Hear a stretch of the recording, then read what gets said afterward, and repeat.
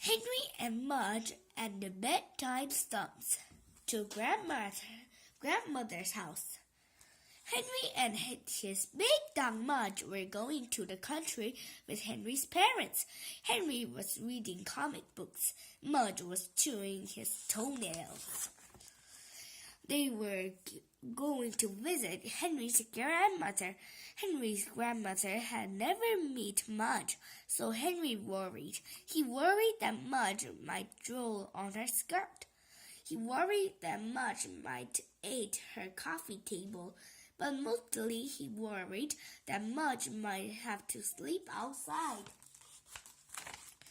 Mudge had never slept outside before, and if Mudge slept outside, Henry would be alone, trying to sleep in an empty room in a strange house in a dark yard in the country.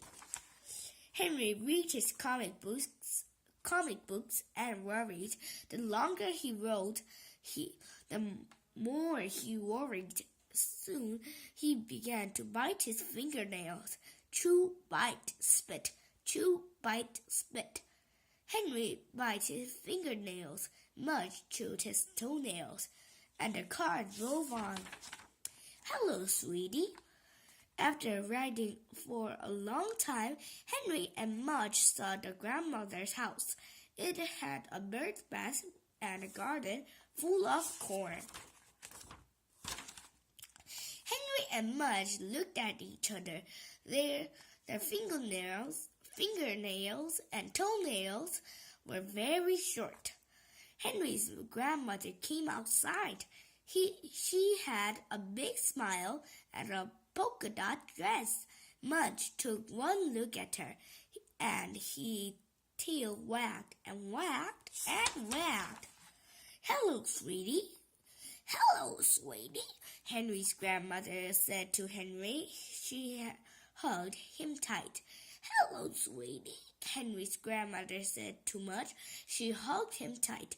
Henry's grandmother wiped dog drool off her sleeve, and followed her into the house. A lot of looks. Henry's grandmother's house was very small. It had a lot of tables and things on the tables. Henry looked at Mudge, and for the first time wished that Mudge was smaller, shorter, thinner. Mudge looked like an elephant in a phone booth.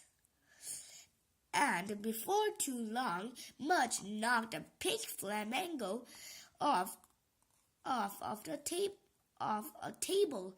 "Oh, Mudge," Henry said. Henry's father gave Mudge a look. Then Mudge knocked a wishing well off of a table. "Oh, Mudge," Henry said. Henry's father and Henry's mother gave Mudge a look. When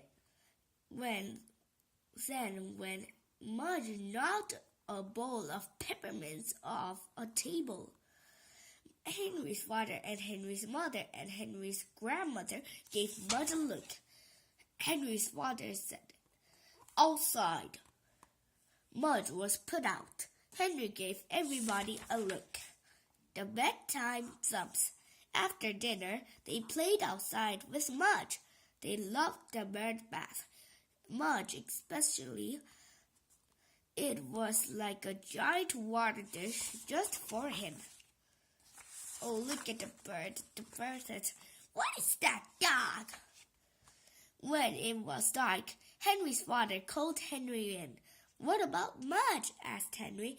"He has to sleep outside," said Henry's father. "Outside," said Henry. Henry looked at Mudge, sitting in the dark country yard. Henry was afraid. He was afraid Mudge would be lonely. He was afraid Mudge would be sad. But mostly he was afraid Mudge would be asleep if Henry needed to be saved from a bear or a bobcat or a giant moth or a mouse. Henry gave Mudge a tight hug. Then he went inside. biting his fingernails. When he was washed in a bed, Henry lay in the dark. His eyes were big. His heart was pounding. His knees were shaking.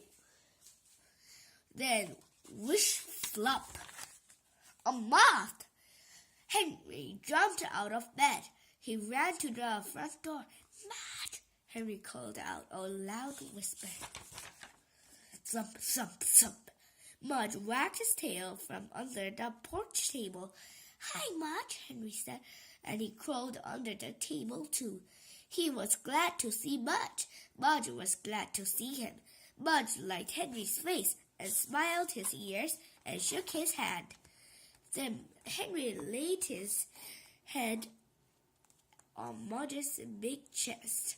A good sleep at the strange house in the dark yard in the country.